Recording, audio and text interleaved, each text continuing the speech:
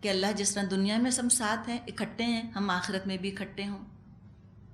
نماز پڑھی کہ نہیں فکر رہے، کوئی بری عادت تو ڈیولپ نہیں ہو رہی فکر رہے، دوستوں کی کمپنی تو خراب نہیں ہے، نظر رکھے انسان، اللہ رسول کا تعارف ہے، اللہ رسول کو پہچانتے بھی ہیں یا نہیں، یا صرف بس نام ہے جو سنے ہوئے ہیں۔ تو بہت محنت کی انہوں نے، مشقت کی، پھل بہت میٹھا ملا، وہ کامیابی حاصل ہو گئی جس کے لیے قربانیاں دی تھیں۔ اب دوسری طرف کیا ہے؟ وَأَمَّا مَنْ أُوتِيَ كِتَابَهُ وَرَاءَ ظَهْرِهِ فَسَوْفَ يَدْعُو ثُبُورًا وَيَصْلَىٰ سَعِيرًا إِنَّهُ كَانَ فِي أَهْلِهِ مَسْرُورًا إِنَّهُ ظَنَّ أَن لَّن يَحُورَ بَلَىٰ إِنَّ رَبَّهُ كَانَ بِهِ بَصِيرًا۔ رہا وہ شخص جس کا نامۂ اعمال اس کی پیٹھ کے پیچھے دیا جائے گا تو وہ موت کو پکارے گا اور بھڑکتی ہوئی آگ میں جا پڑے گا۔ وہ اپنے گھر والوں میں مگن تھا، اس نے سمجھا تھا کہ اسے کبھی پلٹنا ہی نہیں، پلٹنا کیسے نہ تھا، اس کا رب اس کے کرتوت دیکھ رہا تھا۔ اب کچھ لوگ ہوں گے قیامت کے دن جو اپنا نتیجہ، اپنا رزلٹ وصول کرنا ہی نہ چاہیں گے، ہاتھ پیچھے کر لیں گے تو پیچھے سے ہی تھما دیا جائے گا۔ یہ ان کی بد نصیبی کی نشانی ہے۔ فَسَوْفَ يَدْعُو ثُبُورًا، کیا کریں گے؟ چاہیں گے کہ موت آ کر خاتمہ کر دے۔ سورہ فرقان میں بھی یہ مضمون گزر چکا ہے کہ وہ تمنا کریں گے کہ موت آ جائے تو نہایت بے دردی سے ان کی درخواست کا جواب دیا جائے گا کہ لا تدعوا اليوم ثبورا واحدا، آج ایک موت کو مت پکارو، وادعوا ثبورا کثیرا، بہت سی موتوں کو پکارو۔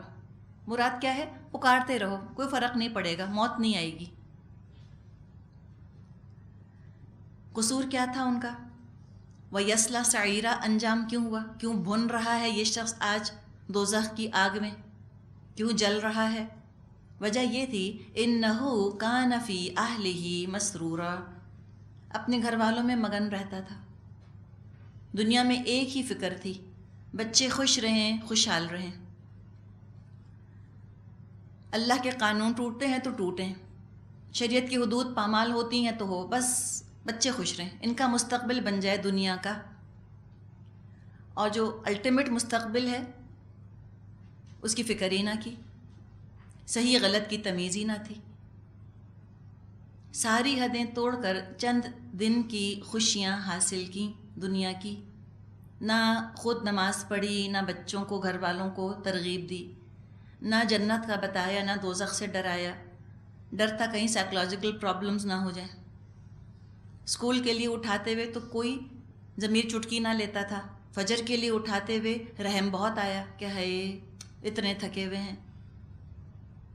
جو زمانے کا ٹرینڈ تھا اسی ٹرینڈ میں بچوں کو رنگ دیا، یہ ڈر لگا کہیں مس فٹ نہ ہو جائیں، ٹراما نہ ہو جائے، احساس کمتری کا شکار نہ ہو جائیں، سوشل آؤٹ کاسٹ نہ بن جائیں، تو کہا ٹھیک ہے چلو چلو تم ادھر کو ہوا ہو جدھر کی، خود بھی دنیا کی دوڑ میں ریٹ ریس میں لگے رہے، بچوں کو بھی اسی میں لگا دیا۔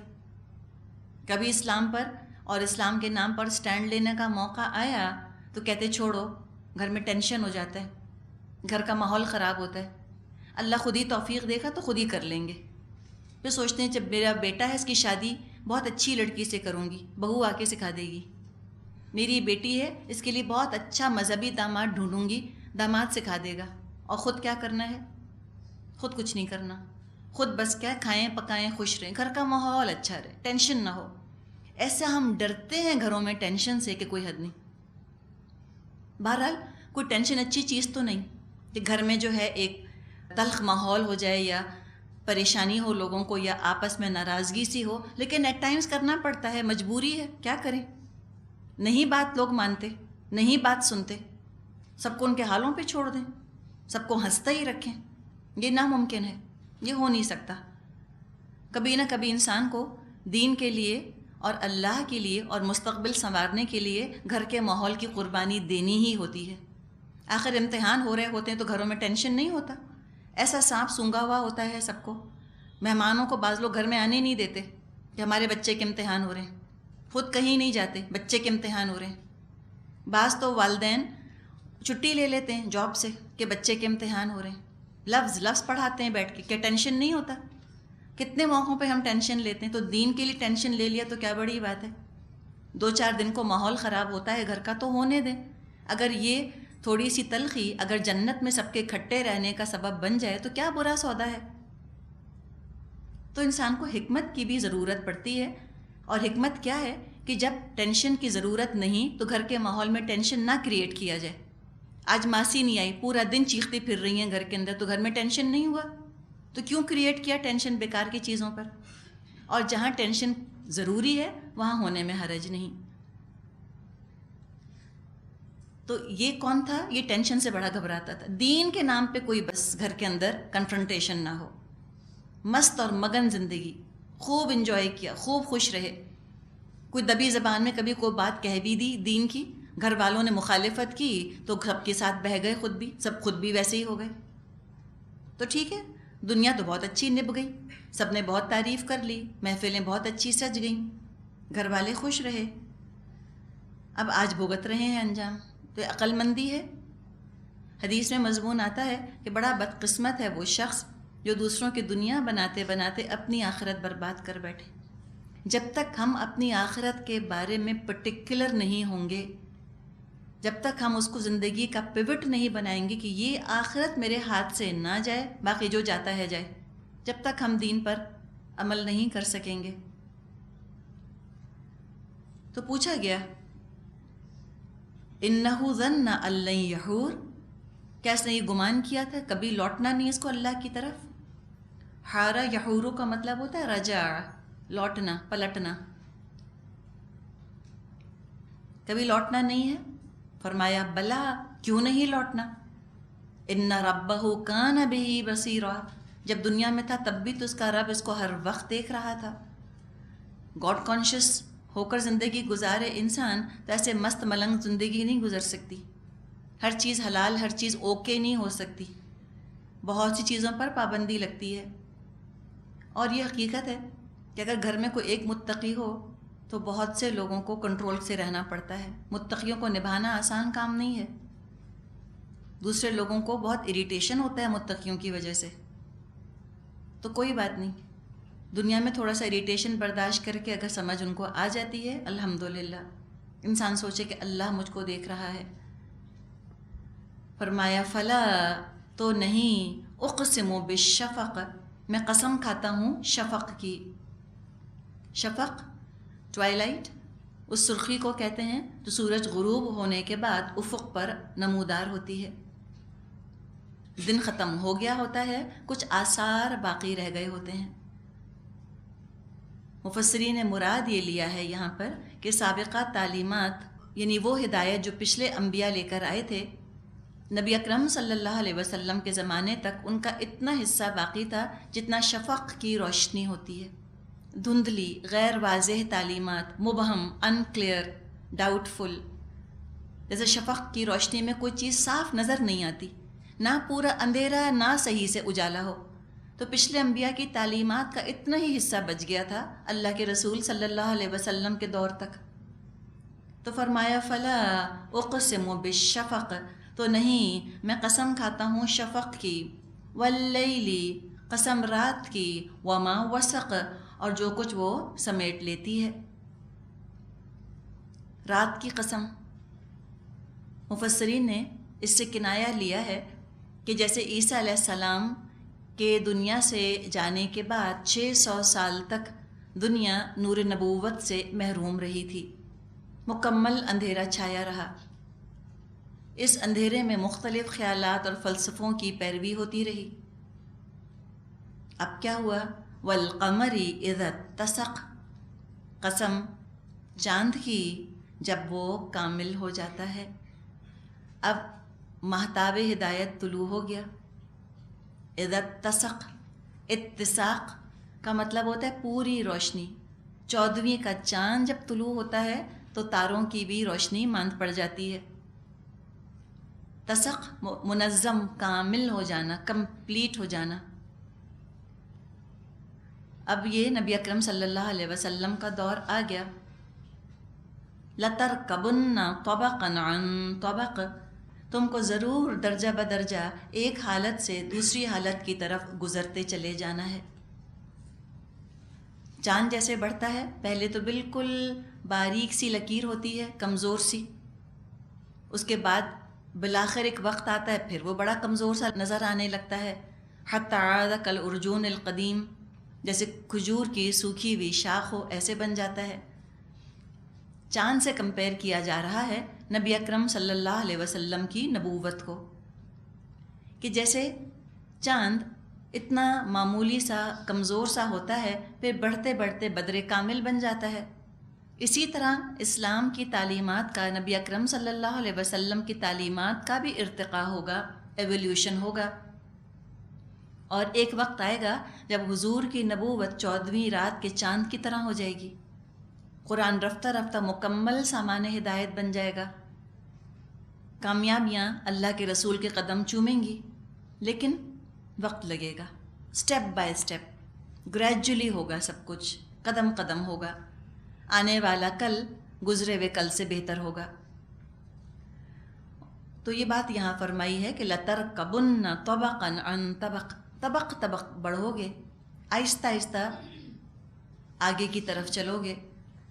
اور یہ حقیقت ہے کہ اللہ تعالیٰ نے دنیا میں ہر چیز سٹیجز میں کی ہے، یونیورسل ٹروتھ ہے یہ، ہر چیز تدریجاً بڑھتی ہے، ہر بڑا کام شروع میں چھوٹا ہوتا ہے۔ جیسے آپ دیکھیں دانا پھٹتا ہے، 2 پتیاں نکلتی ہیں، کمزور سی کونپل ہوتی ہے، رفتہ رفتہ تناور درخت بن جاتی ہے۔ تو بالکل اسی طرح تھوڑا تھوڑا کر کے اسلام آگے بڑھے گا، ہر کام چھوٹا ہوتا ہے پھر بڑا ہوتا ہے۔ رکب سواری کو کہتے ہیں، راکب ہوتا ہے نا سوار، طبق ایک حالت سے دوسری حالت پر سوار ہونا ہے، آہستہ آہستہ تم بڑھتے چلے جاؤ گے۔ اب پوچھا گیا ان سے کہ ان کو کیا ہو گیا ہے، فَمَا لَهُمْ لَا يُؤْمِنُونَ، ان لوگوں کو کیا ہو گیا ہے، یہ ایمان نہیں لاتے۔ اب کیوں ایمان نہیں لاتے؟ ہر ایک کے اپنے اپنے ہرڈلز ہیں، تو انسان کسی چیز کو ہرڈل نہ بننے دے، سب کا حق ادا کرے، سب سے محبت کرے۔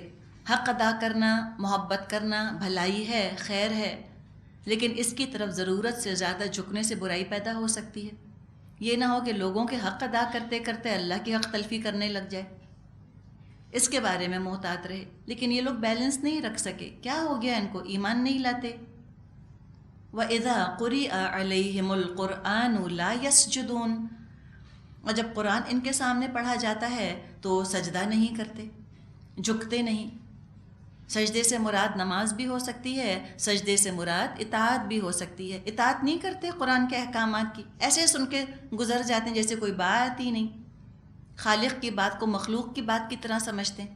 اور مخلوقات میں بھی جو حاکم ہوتے ہیں ان کو تو بہت توجہ دی جاتی ہے، اہمیت دی جاتی ہے۔ اللہ کو تو مخلوقات میں سے ایک عام حاکم بھی نہ سمجھا، ایسی کمزور مخلوق سمجھا کہ چلو ان کی بات نہیں بھی مانتے تو کیا فرق پڑتا ہے، نہیں جھکتے اللہ کے آگے، مالک کائنات کا حکم نہیں مانتے۔ بل الذین کفروا یکذبون، بلکہ یہ منکرین تو الٹا جھٹلاتے ہیں۔ واللہ اعلم بما یوعون، حالانکہ جو کچھ یہ اپنے نامہ اعمال میں جمع کر رہے ہیں اللہ اس کو خوب جانتا ہے۔ ان کو یقین نہیں اس بات کا کہ قرآن جو خبریں بتا رہا ہے، جس طرح کی قیامت کا نقشہ کھینچ رہا ہے، ایسی ہی آنی ہے۔ حالانکہ ان کے اپنے سامنے دنیا کا کاروبار چل رہا ہے، خود دیکھتے ہیں ہر عروج کے بعد زوال ہے، چاند کامل ہونے کے بعد پھر کمزوری کی حالت پر لوٹ جاتا ہے، درخت بڑھنے کے بعد پھر مرجھا جاتے ہیں۔ دنیا بہت امپرفیکٹ ہے، قرآن خبریں دے رہا ہے ایک پرفیکٹ ورلڈ کی، مکمل کامل جہاں ہوگا، جہاں ہر نعمت لازوال ہوگی، لیکن یہ کیا کر رہے ہیں، یہ تو اس فانی دنیا کو جمع کرنے میں لگے ہوئے ہیں۔ جو کچھ یہاں گھروں میں بھر رہے ہیں، آخرت میں ایک پیسے کی بھی ویلیو نہ ہوگی۔ خود ضرور اپنے آپ کو ہم جج کریں، سوچیں کہ ہم جو کھپا رہے ہیں، ہم لگا رہے ہیں، اپنی توانائیاں بیچ رہے ہیں، تو ہم خرید کیا رہے ہیں اس کے بدلے؟